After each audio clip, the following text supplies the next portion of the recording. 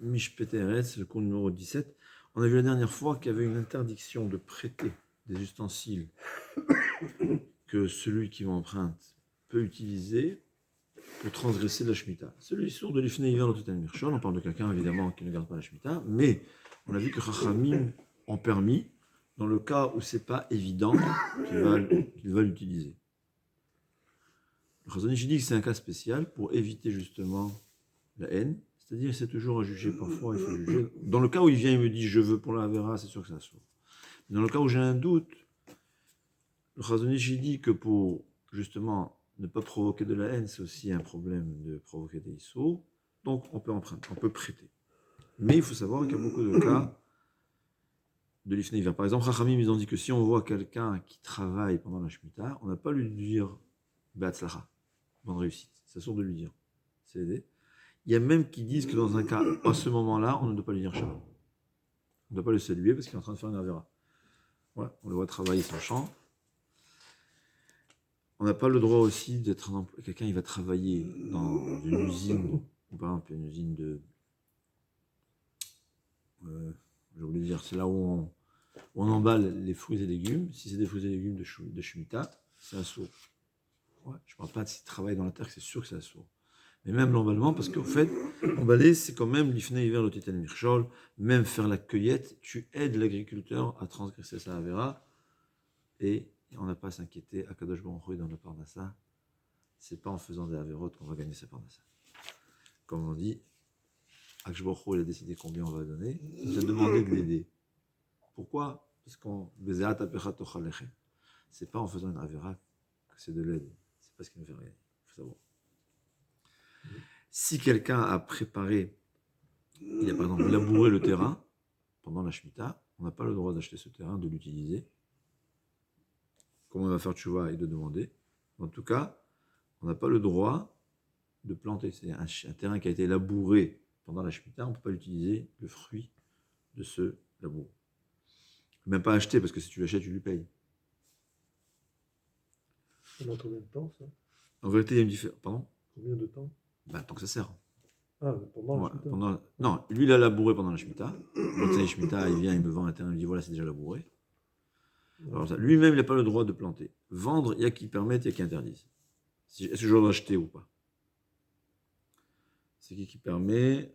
C'est Piat HaShulchan, le Roche. Bon, c'est des différences machloket. Dans le cas précis, il vaut mieux toujours demander à un Rav comment faire. Bon, est-ce qu'on peut acheter des arbres ou des plantes qui ont été plantées pendant la Shemitah? Ouais, ça va arriver, Bezat Hashem, on arrive à la Shemitah. Alors, on essaie toujours d'avoir avec un Hercher, un tampon, que ça veut dire c'est sûr que ça vient des goyim, ou bien que ça a été fait d'une façon permise. Comment? Si c'est dans des pots sous serre, pas serre, sous toit. Serre, c'est un peu plus compliqué parce que la serre, ça aide à l'agriculture. Mais je parle sous toit. Alors, si ça a été planté dans un pot sous toit, il n'y a pas de problème. Quand c'était sur terre sous toit, il y a aussi qui permettent, c'est-à-dire si tu marques la question avant de faire ou faire, donc peut-être a posteriori, je pourrais le faire. Ce qu'il faut savoir que dans les arbres, dans les arbres fruitiers, il y a un autre problème. C'est qu'on va compter la Shemitah, la Orla. Orla, les 3 premières années, on n'a pas le droit de manger les fruits. Donc si ça a été planté pendant la Shemitah, on va ensuite dire, pendant 3 ans, je vais annoncer qu'au bout de 4 ans, on a le droit de prendre les fruits, on dira, ah, mais ça a été planté pendant la Shemitah. Donc c'est un problème. Ce qu'on peut faire, par exemple, c'est qu'à posteriori, si quelqu'un il a planté pendant la Shemitah, on va prendre ces arbres, enlever la terre qui est autour, et planter un nouveau, parce qu'on va recompter, en fait, la Shemitah. C'est comme si je n'ai rien gagné. C'est-à-dire, c'est pas que j'ai rien gagné, j'ai quand même gagné, mais on va recompter les années de Orla à partir de la 8e année. Ouais. C'est-à-dire, lui, il a planté pendant la Shemitah, donc j'aurais gagné 1 an, et j'aurais le droit de manger les fruits 3e année après la Shemitah. Il faut faire pidiote. Là, je vais déterrer et replanter, et j'ai résolu le problème, parce que comme ça, c'est seulement la 3e année après la Shemitah, la 4e année après la Shemitah que j'ai le droit de prendre les fruits, ça va résoudre les problèmes. Quand c'est des arbres non fruitiers, alors j'ai oublié, j'ai vu ça tout à l'heure,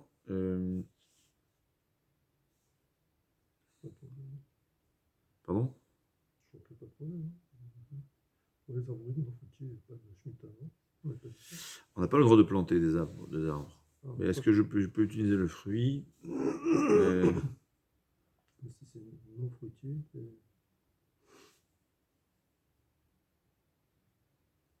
Bon, je sais Pour- pas. pour- Ici, pour le planter. j'ai oublié de voir. Peracret, Donc utiliser le fruit pour le planter, c'est ça? 46. Attention.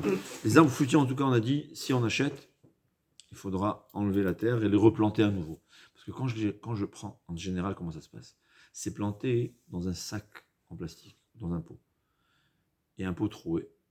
Donc, on va les déterrer avec le pot et je les replante. Mais Icaradine, dans le doute, il y a beaucoup qui sont marmirines, qui refont le compte à nouveau. Mais Icaradine, puisque il y avait suffisamment de terre autour de l'arbre qui donnait de la vie à l'arbre, l'arbre aurait pu continuer à grandir avec. Donc Icaradine, il y a beaucoup qui te diront, on n'a pas besoin de recompter à nouveau le calcul de Horla. Qu'est-ce que je vais faire pour éviter le problème? Comme ça a été planté pendant la Shemitah, on va dégager, on va nettoyer, on va enlever toute la terre qui donnait la vie à l'arbre. Donc au fait, c'est comme si j'ai totalement déterré l'arbre, je le plante à nouveau, et là, je vais devoir recompter. Dans le cas des arbres non fruitiers, comment faire?